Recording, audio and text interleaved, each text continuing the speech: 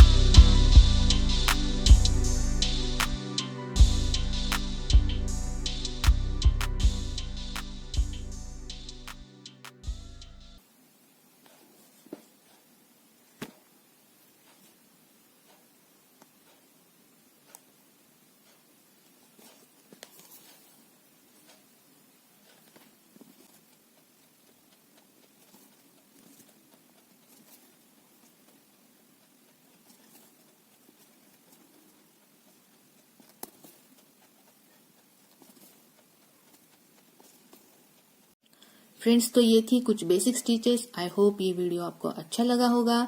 तो मेरे वीडियो को लाइक करें, शेयर करें, साथ में सब्सक्राइब करें और हाँ, बेल आइकन जरूर प्रेस करें ताकि आपको मेरे आने वाली वीडियोस की नोटिफिकेशंस बराबर मिलती रहे। Thanks for watching.